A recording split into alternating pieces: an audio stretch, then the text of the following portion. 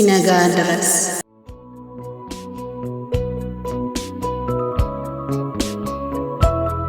ሚስቴ ብሎክ አደረገችኝ።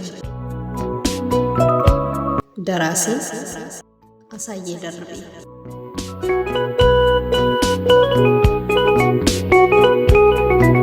እንጨቱ እሳትን የሚወልድ፣ እሳቱ እንጨትን የሚያነድ፣ አመድ መሆንን የሚወድ ወይ እንጨት እሳትን ወልዶ የሚሞት ወይ እሳት እንጨት ወላጁን የሚያነድ አመድ አጥፊውን የሚወልድ። ሁለተኛ ሚስቴን ካገባሁ 1 ወር ከ17 ቀን ሆነኝ። የመጀመሪያ ሚስቴን ወዳት ነበር፣ ግን ምን ያደርጋል ከዘመኑና ከቴክኖሎጂው ጋር አብራ መሄድ ስላልቻለች ፈታኋት።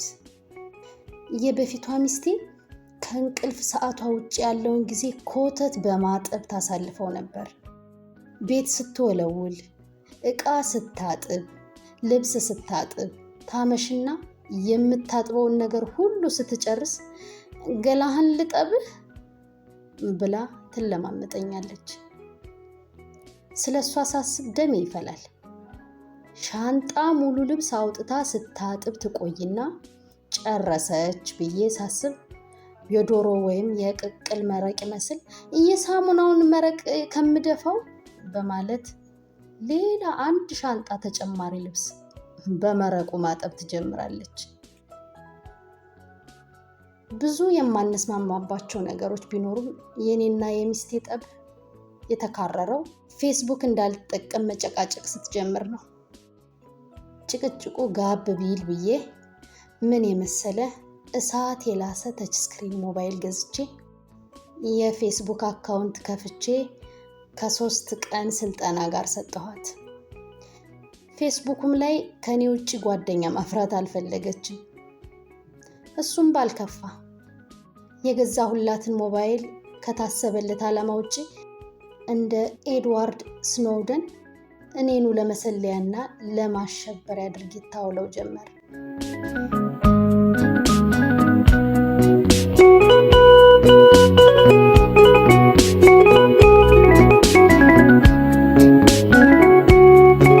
የሆነ ጊዜ ሃኒ የተባለች የፌስቡክ ጓደኛዬ ከፊል እርቃን የሆነ ጉደኛ ፎቶ ለጥፋ ነበር። ሞባይሌ እስኪመለጥ ድረስ ላይክ ገጨኋትና ከቢሮ ወጥቼ ወደ ቤቴ ስገባ ሚስቴ ማናት አለች። የሃኒን ፎቶ ወደ አይኔ አስጠግታ። እኔ ምን አውቃለሁ አልኳት። እንዴት አታውቅም?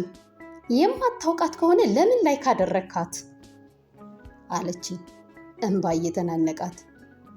እንዴ መቼስ የሀገራችን የሞዴሊንግ ኢንዱስትሪ 1 እርምጃ ወደፊት ይሄድ ከተባለ እኒህ ልጆች እኛ ካላበረታታናቸው ብዬ ንግግሬን ሳልጨርስ በንዴት ከንፈሯን ነክሳ ወደ ጓዳ በመግባት ተች ስክሪን ሞባይሏን ከብርጭቆ ጋር ቀላቅላ ታጥበው ጀመር።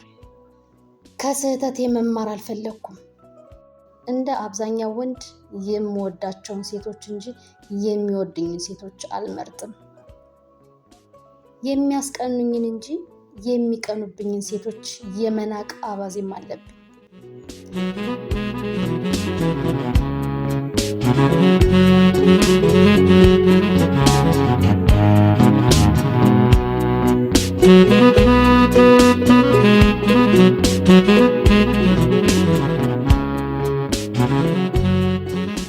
ለተወሰነ ጊዜ የታጠበው ሞባይል እስኪደርቅ ድረስ የወደድኩትን እንዳደንቅ የጠላሁትን እንዳናንቅ ጊዜ አግኝቼ ነበር። በሌላ ጊዜ ደግሞ ሃሌሉያ የተባለች ልጅ ከአገሯ ይልቅ የምትኮራባትን እግሯን ፎቶ በማንሳት ለጥፋ ነበር። እኔ ደግሞ እንደ አብዛኛው ወንድ ሴትን ከጀርባ ሳይሆን ከግርጌ መመልከት ይቀናኛል። ከእግሯ የተደላደለች ተረከዟ የተጠፈጠፈ ሴት ብዙም አልወድም። ለአንዱ እግር ሊሰጥ የሚገባውን አድናቆት ቸርኳት። ይሄንንም ሚስቴ አይታው ኖሮ ስገባ ፊቷ ላይ ከባድ ቅሬታ ነበብኩኝ። ጉዳዩ ምን ይሆን ብዬ ሳስብ የእግሩን ምስጢር ደርሳበት ኖሯል። አንዳንዴ ላይክ ያደረኩበትን ምክንያት ለሚስቴ በመሐላና በማስረጃ ከማስረዳት ይልቅ ያላችሁበት ድረስ መጥቼ አድናቆቴን በአካል ገልጬላችሁ መመለሱ የተሻለ መስሎ ይታየኛል።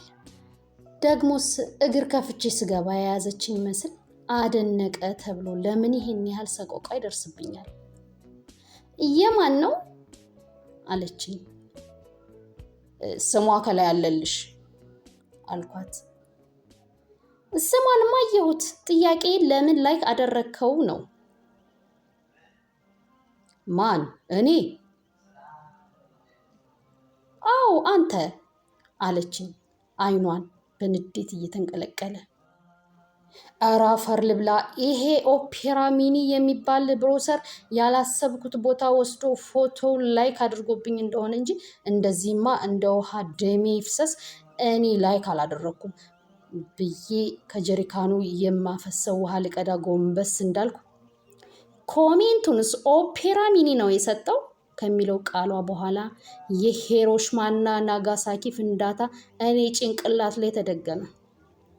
ጭንቅላቴ ላይ የፈነዳው ነገር መብረቅ እንጂ መዳፍ አልመሰለኝም። ሌሊቱን ሙሉ በድንጋጤ ሳማትብ አድሬ በማግስቱ ፈታኋት። ደግነቱ አንድ ሚስትና አንድ ጎል አያስተማምንም ብሎ ጓደኛዬ በመከረኝ መሰረት ቀደም ብዬ መጠባበቂያ አዘጋጅቼ ስለነበር በፌስቡክ የጠበስኳትን ሁለተኛ ሚስቴን ካገባሁ 1 ወር ከ17 ቀን ሆነኝ። ሰው ቀናትን አብዝቶ የሚቆጥረው ሲመቸው ሳይሆን ሲጨንቀው።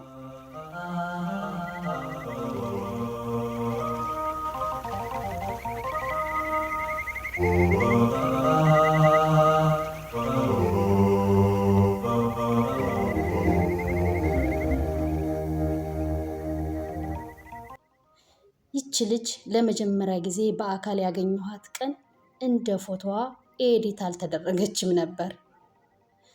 እሷን ብትሆን ጀርባዬ ላይ ባለው መላጣ ግር መሰኘቱ አልቀረም። ችግር የለውም፣ ፎቶዋን በአዶቤ ፎቶሾፕ ማስተካከል ከተቻለ አካሏን ደግሞ በምቾት ማሳመር ይቻላል ብዬ አገባኋት። በአንድ ቤት መኖር ከጀመርን ሳምንት እንኳን ሳይሞላን የአሁኗን ሚስቴን ከዛችኛዋ ጋር አወዳድራት ጀመር። የበፊቷ ሚስቴ የባንክ አካውንቷ ላይ ነበር ያገኘቻትን ሳንቲም ጣል የምታደርገው። ይህች ደግሞ የፌስቡክ አካውንቷ ላይ ነው ቀኑን ሙሉ ፎቶዎቿን ጣል ስታደርግ የምትውለው። ደግሞ እኮ የሚገርመኝ የእሷ ፎቶ መለጠፍ ሳይሆን ከጓደኞቿ የሚሰጣት አግባብ የሌለው አድናቆት ነው። አንዲት ተላላ ሴት ፕሮፋይል ፒክቸር ቀየረች ተብሎ ዓለምን የቀየረች ይመስል የኮሜንትና የላይክ መዓት ሲላክላት አንጀቴ ትክን ይላል። ብዙ ጊዜን የምገድለው ከሷ እርቃን ፎቶ ስር የሚሰጡትን አስተያየቶች በማንበብና በጣም ወጣ ያለ ኮሜንት የሰጡትን ሰዎች በሜሴጅ የእገላችኋለሁ ዛቻ በመላክ ሆነ። ተቃጠልኩ። በአጭር ጊዜ ውስጥ የአስተሳሰብና የአካል ለውጥ ተከሰተብኝ። የበፊቷ ሚስቴ ፊልድ በሚሄድበት ሰዓት ባገኘችው መኪና ተጠቅማ በምግብ የታጨቁ ሳህኖችን ትልክልኝ ነበር። የዚችኛዋ ምግብ ግን የሚላከው በዋትሳፕ እና በፌስቡክ ነው። የተለያዩ በአትክልትና በስጋ የተሞሉ የምግብ ፎቶዎችን ስትልክልኝ ትከርምና ከፊልድ ስመለስ ሽሮም ሳይገነፍል ሞባይሏ ላይ ተጥዳ ትጠብቀኛለች። ሌላውን ተውትና ታላቅ ቦታ የምሰጠውን የልደት በዓሌን በፊት ሳከብረው ዳቦ ተጋግሮ ፋፎ ፈንድቶ ብርቱካንና ሙዙ ቀርቦ ለስላሳና ቢራው ተገዝቶ ነበር። ይሄን ሁሉ ግን የምታደርገው የገፋኋት ሚስቴ ነበረች። ለአሁኗ ሚስቴ ቀደም ብላ እንድትዘጋጅ የልደት ቀኔን አስታውሻት ፊልድ ከርሜ በልደቴ ቀን ስመለስ ለሴሬሞኒ ያዘጋጀችውን ኬክ ያገኘሁት ቤት ውስጥ ሳይሆን ፌስቡክ አካውንቴ ላይ ነበር። ጭራሽ ይህንንም እንደ ትልቅ ስራ ቆጥረው። በስመአብ ስንት ቦታ ጎግል አድርጌ ይሄንን ኬክ እንዳገኘሁት አትጠይቀኝ። እንዴት ነው ግን ሰርፕራይዝ አደረግኩ አይደል እያለች ተቀባጥር ጀመር። እውነት እላችኋለሁ በልደቴ ቀን የተከፋሁት መከፋት በቃላት የሚገለጽ አይደለም። ቤት ውስጥ ብዙም ንግግር የለንም። ትዕዛዝ ራሱ የምትሰጠኝ በፌስቡክ ነው። አልጋ ላይ ተዘርግታ መጋረጃውን ጋርደው ሽንኩርቱን አማስለው እያለች ቻት ታደርግልኛለች።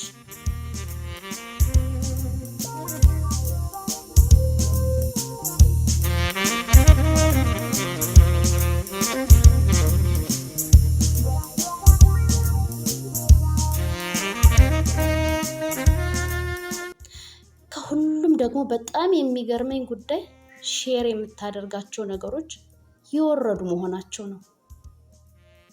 ለምሳሌ ባለፈው ቁም ሳጥን ውስጥ የተከመረውን ቆሻሻ ልብስ ሳጥን ቆይቼ ፌስቡክ ስከፍት ፈንድሻ ምንድነው እንዲህ አበባ እንድትሆኝ ያደረገሽ ብለው ቢጠይቋት እሳቱን ታግሼው አልቻሉ የሚል አባባል ከሌላ ሰው ላይ ሼር አድርጋ አገኘሁት። ይህንን አባባል ሼር ያደረገችው እሳት ውስጥ ገብቼ ተቃጠልኩ ለማለት ፈልጋ መሆኑ ስለገባኝ አሻሮስ እሳቱን መታገስ አቅቷት ይሆን ወይ ርርብ ላይ ቀረችው የሚል ኮሜንት ብሰጣት አንተ ጋር ምን አታገለኝ ብላ በብሎክ አሰናበተችኝ። እናም ወንድሜ ቤትህ ያስቀምጥካትን ሚስትህን አስቀምጠ ፌስቡክ ላይ የምታያቸውን አካላቸውን በኮስሞቲክስ ፎቶቸውን በፎቶሾፕ ያሸበረቁ ሴቶችን ስታሳድድ በእጅህ ያለውንም እንዳታጣ እያልኩኝ ለእንስቶቻችንም ሴት ሆይ ወንድ ልጅን አለቅጥ አትንከባከቢው እናቱ ትመስይዋለሽና የሚል አባባል በተወሰነ መልኩ እውነታነት አያጣም በማለት ቁጭቴን እቋጫለሁ።